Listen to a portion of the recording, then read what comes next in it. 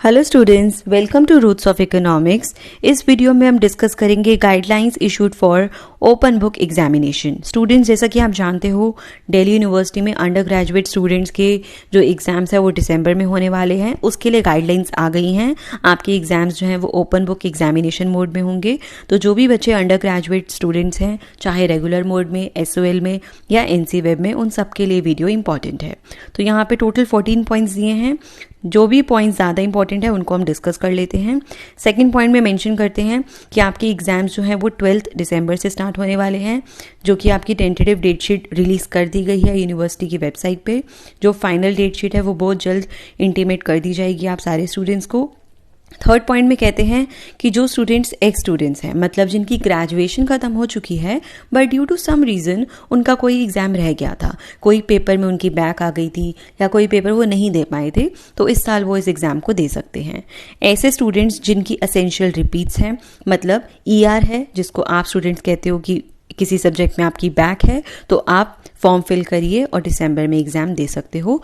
या कोई स्टूडेंट किसी एग्जाम में क्या करना चाहता है, अपने किसी सब्जेक्ट में इम्प्रूवमेंट फिल करना चाहता है, वो भी आप फिल कर सकते हो और दिसंबर में एग्जाम दे सकते हो। आगे बोलते हैं कि जो एक्स स्टूडेंट्स हैं उनको कौन सी डेट शीट फॉलो करनी है, तो वो आपको वेबसाइट पे दिख जाएगी। देन जो फाइनल ईयर के स्टूडेंट्स हैं वो अगर चाहें तो अपनी ER दे सकते हैं। सेकेंड ईयर के स्टूडेंट्स भी ER दे सकते हैं। अब मेन पॉइंट स्टार्ट होता है यहाँ से कि जो ऐसे स्टूडेंट जिनकी पूरी ग्रेजुएशन खत्म हो चुकी है, फाइनल ईयर कंप्लीट हो चुका है, और वो कब कंप्लीट हुआ था, ईयर 2020 में, और वो चाहते हैं कि उनको 5th सेमेस्टर के किसी सब्जेक्ट में इम्प्रूवमेंट देनी है, तो आप अप्लाई करो और इस साल दिसंबर में आप एग्जाम दे सकते हो। देन नेक्स्ट कहते हैं कि अगर कोई student at present 5th semester में है और वो चाहता है 3rd सेमेस्टर के किसी सब्जेक्ट में इम्प्रूवमेंट देना, तो आप दे सकते हो। तो स्टूडेंट्स, आप मीनिंग समझ रहे हो, ये अभी ऑड सेमेस्टर वाला हमारा सेमेस्टर चल रहा है, जिसमें 1st सेमेस्टर, 5th सेमेस्टर और हमारा 3rd सेमेस्टर है। तो अगर आप 5th सेमेस्टर के हो तो ऑब्वियसली बात है 3rd सेमेस्टर के भी अभी एग्जाम हो रहे हैं, तो आप 3rd सेमेस्टर में अगर आपको इम्प्रूवमेंट करनी है तो आप एग्जाम फिल कर सकते हो। सिमिलरली अगर आप सेकेंड ईयर में हो, मतलब आप कौन से सेमेस्टर में होगे, 3rd सेमेस्टर में, और अगर आपको 1st सेमेस्टर की क्या देनी है, इम्प्रूवमेंट देनी है, तो इस साल फॉर्म भरो और अपनी इम्प्रूवमेंट दे सकते हो। मतलब ये हो गया कि जो फाइनल ईयर का बच्चा है वो 4th सेमेस्टर की इम्प्रूवमेंट नहीं दे सकता, जो सेकेंड ईयर में स्टूडेंट है वो 2nd सेमेस्टर की इम्प्रूवमेंट नहीं दे सकता। ऑड सेमेस्टर चल रहा है तो इम्प्रूवमेंट भी किसकी दोगे आप, ऑड सेमेस्टर्स की ही आपको इम्प्रूवमेंट देना अलाउड है इन दिसंबर। फिर सारे स्टूडेंट्स को ये मेक श्योर करना है कि वो सब एग्जामिनेशन फॉर्म फिल कर लें। एडमिट कार्ड आपको इशू कर दिए जाएंगे on the university website before the commencement of examination. 6 point में क्या कहते हैं, student should remain in contact with the college and the institution and visit the university and college website regularly, क्योंकि जो भी आपको इन्फॉर्मेशन दी जाएगी वो यूनिवर्सिटी की वेबसाइट पे या आपको कॉलेज से पता चल सकती है। Each college shall upload mobile number and email ID of the nodal officer. अगर आपको स्टूडेंट्स कोई भी डाउट आता है रिगार्डिंग द OBE एग्जाम, तो आपका कॉलेज क्या करेगा, नोडल ऑफिसर का मोबाइल नंबर और ईमेल ID अपलोड करेगा कॉलेज की वेबसाइट पे और यूनिवर्सिटी को भी इन्फॉर्म करेगा। तो आप वहाँ से उनकी ईमेल ID या कॉन्टैक्ट नंबर देखकर आपको जो भी क्वेरी है आप उनको कॉन्टैक्ट कर सकते हो। देन यहाँ से आपका इंपॉर्टेंट पॉइंट स्टार्ट हो चुके हैं। 8th point, student shall answer the question on A4 size papers. ये सब बच्चे पूछने वाले होंगे कि किस पेपर में लिखना है, क्या हमें जो एग्जाम में शीट्स मिलती थी हमें वो परचेज करनी है। नो, आपको लिखने हैं अपने answers on A4 size paper, और आपको हर पेपर पे नंबरिंग डालनी है, 1 2 3 4 ऐसे करके आप नंबरिंग डाल के पहले से रख लेना, ठीक है। फर्स्ट पेज पे क्या क्या लिखना है आप देख लो। फर्स्ट पेज पे आप लिखोगे date and time of the examination. हो सकता है आपका मॉर्निंग में एग्जाम हो या आपका आफ्टरनून शिफ्ट हो, तो जो भी टाइम होगा आप उसको मेंशन कर दो और डेट आपको मेंशन करनी है। फिर आप क्या लिखोगे, examination roll number.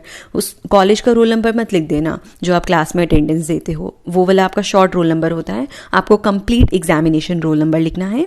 Then name of the programme, BA है, BCom है, BSc है, जो भी आप अपना कोर्स अपना प्रोग्राम मेंशन करोगे, कौन से सेमेस्टर में हो, जौन सा भी आप सब्जेक्ट का पेपर दे रहे हो उसका यूनिक पेपर कोड आपको मेंशन करना है।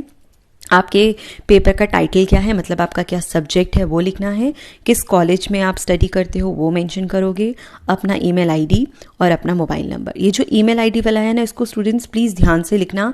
ईमेल आईडी कैपिटल में है तो कैपिटल में लिखो। कई बच्चों का ईमेल आईडी स्टार्टिंग जो इनिशियल होता है वो कैपिटल में होता है और वो स्मॉल लिख देते हैं, so that can create problem for you. तो ईमेल आईडी अपना बहुत ध्यान से लिखोगे आप। देन बात आ जाती है कि टोटल कितना टाइम मिलेगा आपको एग्ज़ाम देने के लिए। तो आपका जो टोटल ड्यूरेशन रहेगा वो 4 आवर्स रहेगा, लेकिन जो पेपर आपको करना है ना वो बेसिकली 3 घंटे का ही है। आपको 1 घंटा एक्स्ट्रा दिया जा रहा है क्या सब करने के लिए, पेपर को डाउनलोड करने के लिए, अपनी आंसर शीट्स को स्कैन करने के लिए, उसका पीडीएफ बनाने के लिए और फाइनली उस पीडीएफ को पोर्टल पे अपलोड करने के लिए। तो यूनिवर्सिटी ने इस चीज़ का ध्यान रखा है कि ये सब काम करने में टाइम लग जाता है, तो आपको जो 1 आवर एक्स्ट्रा दे रहे हैं ना वो ये सब काम करने के लिए दिए जा रहे हैं। जो पीडब्ल्यूडी कैटेगरी के स्टूडेंट्स हैं उनको यही 4 आवर्स की जगह कितना टाइम दे रहे हैं, 6 आवर्स प्रोवाइड किए जा रहे हैं। अब स्टूडेंट्स का डाउट आएगा कि मैम अगर पुअर कनेक्शन है, इंटरनेट हमारा ठीक से वर्क नहीं करा जब हमें अपनी आंसर्स अपलोड करने थे, कोई टेक्निकल ग्लिच आ गया है, तो उन स्टूडेंट्स को एडवाइस किया गया है कि आप अपनी आंसर्स को फिर भी सबमिट कर सकते हो beyond the specified time period. मतलब आप अपना जो सबमिशन है वो डिले करोगे, लेकिन कितना मैक्सिमम डिले कर सकते हो, 60 मिनट्स। लेकिन अगर आप ऐसा करते हो तो आपकी आंसर शीट्स जो है वो रिव्यू कमेटी के लिए जाएगी। आपने किस टाइम पर अपने आंसर्स को सबमिट करा है वो सब रिव्यू होगा। अगर उनको लगेगा कि वैलिड रीज़न था इसीलिए स्टूडेंट को अपलोड करने में टाइम लग गया, तभी उसको अप्रूव किया जाएगा। तो कोशिश आपको यही करनी है कि जो आपको 4 आवर्स दिए गए हैं उसी में आंसर्स लिखो, पेपर डाउनलोड करके आंसर्स को स्कैन, अपनी शीट्स को स्कैन करके पीडीएफ बनाओ और अपलोड कर दो। Then moving further, 10th point, students must submit an undertaking of not using any unfair means. जब आप पेपर को डाउनलोड करोगे ना तो वहाँ पर आपको एक और सॉर्ट ऑफ फॉर्म दिखेगा, एक परफॉर्मा दिखेगा जिसको आपको टिक करना है, जिसमें ये लिखा होगा कि आप कोई भी अनफेयर मीन्स यूज़ नहीं कर रहे हो, आप अपनी हैंड राइटिंग में अपना पूरा आंसर लिख रहे हो, ठीक है। तो ये आपको अंडरटेकिंग वहाँ पे साइन करनी है। अब बात आ जाती है कि एग्ज़ाम फॉर्म फिल करते टाइम आपको 2 ऑप्शंस दी गई थी, या तो फिजिकल मोड में आप दे सकते हो या रिमोट मोड में। तो उसका क्या मतलब है अब इन्होंने यहाँ पे क्लियर कर दिया है। फिजिकल मोड का मतलब है कॉलेज में जाके एग्ज़ाम देना, रिमोट मोड का मतलब है घर से एग्ज़ाम देना, क्लियर। लेकिन आपको ज़रूरत पड़ेगी किसकी, आईसीटी बेस्ड फैसिलिटी, मतलब आपके पास मोबाइल होना चाहिए, डेस्कटॉप होना चाहिए, या फिर आपके पास लैपटॉप होना चाहिए और इंटरनेट फैसिलिटी होनी चाहिए, क्लियर। अब जिन बच्चों ने ऑप्ट किया था फॉर एग्जांपल कि वो कॉलेज में एग्ज़ाम देना चाह रहे हैं, लेकिन अब उनको लगता है कि नहीं, थोड़ा कोरोना के केसेस बढ़ रहे हैं, कुछ भी और रीज़न है, आप चाहते हो कि नहीं आप घर से एग्ज़ाम दो, तो आप ऐसा कर सकते हो। लेकिन जो ऐसा बच्चा है जिसने चूज़ किया था रिमोट मोड और अब वो कहे कि मुझे कॉलेज में जाके एग्ज़ाम देना है, वो अलाउड नहीं है। सिर्फ और सिर्फ उन स्टूडेंट्स को परमिशन है जिन्होंने फिजिकल मोड चूज़ किया था और अब वो चाहते हैं कि नहीं वो घर पे बैठकर एग्ज़ाम देना चाहते हैं, दैट इज़ अलाउड। अब यहाँ पे देखो डिटेल इंस्ट्रक्शंस है, बहुत ध्यान से पढ़ना। पहले दे रहे हैं आपको रिमोट मोड के लिए, जिन बच्चों को घर से एग्ज़ाम देना है उनके लिए क्या इंस्ट्रक्शंस है कि आप अपनी कंट्री के किसी भी पार्ट में बैठे हो सकते हो सकता है आप किसी रिलेटिव के घर गए हुए हो, या हो सकता है कि आप किसी स्टेट में फंस गए हो, वापस नहीं आ पा रहे हो, तो वहाँ से अपना एग्ज़ाम दे सकते हो। देन स्टूडेंट्स के पास क्या क्या चीज़ों की रिक्वायरमेंट होनी चाहिए, या तो लैपटॉप हो या डेस्कटॉप हो या मोबाइल फ़ोन हो, क्लियर। और आपको चाहिए इंटरनेट कनेक्टिविटी। इंटरनेट कनेक्टिविटी सिर्फ 2 काम के लिए चाहिए, पेपर को डाउनलोड करने के लिए और अपनी शीट्स को अपलोड करने के लिए, क्लियर। एग्ज़ाम लिखते वक्त अगर आपके पास इंटरनेट नहीं भी है देन नॉट अ प्रॉब्लम। जो आप पीडीएफ बनाओगे, जो आपको ओबी पोर्टल पे अपलोड करना है, उसकी लिमिट 7 MB से ज़्यादा नहीं होनी चाहिए। मैक्सिमम लिमिट क्या है, 7 MB। और जब पीडीएफ बनाते हो उस पर कोई पासवर्ड मत लगा देना, PDF should be without any password. अगर आपने पासवर्ड लगा दिया तो वो एक्सेप्ट नहीं होगा। और जब आप पोर्टल पे अपना आंसर शीट्स को अपलोड करोगे तो आपको एक ईमेल आएगी, और वो ईमेल आपकी क्या होगी, एक एक्नॉलेजमेंट होगी कि भाई हमें आपका जो आंसर शीट्स हैं, आपके जो आंसर्स हैं वो रिसीव हो गए हैं। और जो स्टूडेंट्स, अब यहाँ पे इन्होंने दोबारा एक्सप्लिसिटली लिख लिया है, students who had opted for remote mode, जिन्होंने घर से देने का डिसाइड कर लिया था, अब उनको परमिशन नहीं दी जाएगी कि वो कॉलेज में आकर एग्जाम दे। ठीक है। नेक्स्ट इंस्ट्रक्शंस हैं जिन्होंने चूज़ किया था फिजिकल मोड, जो कॉलेज में आकर एग्ज़ाम देना चाहते थे।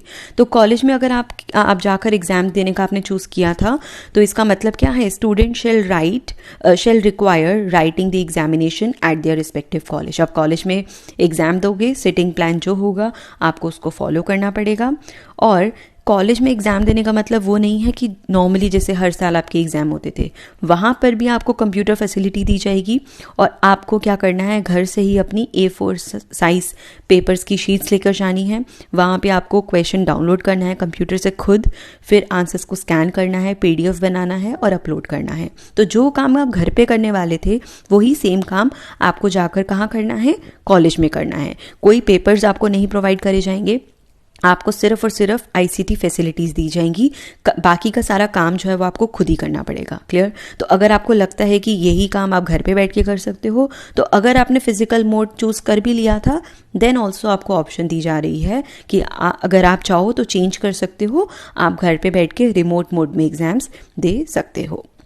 Answer sheet submitted other than the OBE portal. अब काफ़ी बच्चे क्या होते हैं कि मेल कर देते हैं अपने आंसर शीट्स को, वो एक्सेप्ट नहीं होंगी। आपको अपने आंसर्स को OBE पोर्टल पे ही सबमिट करना है, तभी वो काउंट होगा। कैसे सबमिट करना है आंसर स्क्रिप्ट, उसके लिए आप इस वेबसाइट पे विजिट कर सकते हैं। और आपको एग्ज़ाम्स कैसे होंगे इसको फेमिलियर कराने के लिए एग्ज़ाम से एक हफ़्ता पहले मॉक टेस्ट कंडक्ट कराया जाएगा, जिसमें आप इजीली ये चेक कर सकते हो कि क्या आप डाउनलोड कर पा रहे हो, क्या आपको अपलोड करना आ रहा है, ये सारी चीज़ें आप चेक कर सकते हो। मॉक टेस्ट के जो मार्क्स हैं वो काउंट नहीं होते हैं। कभी कभी जिस पेपर का आपका मॉक टेस्ट है वो पेपर भी अवेलेबल नहीं होएगा। तो आपका मेन मकसद क्या है मॉक टेस्ट देने का, कि आप सिर्फ और सिर्फ सिस्टम को समझ लो, उससे फेमिलियर हो जाओ। तो जो भी क्वेश्चन पेपर दिखे उसको डाउनलोड करो, कुछ आंसर्स लिखो अपनी A4 साइज शीट पर, उसको आप स्कैन करिए, PDF बनाइए और उसको अपलोड करिए। आपको बस डाउनलोड और अपलोड करना आना चाहिए। मॉक टेस्ट का यही मेन मोटिव है। So this is all in the guidelines of OBE exam. I hope सारे पॉइंट्स आपको क्लियर हो गए हैं. If you have any further doubt, you can comment down below in the comment section. I wish you all the very best, student.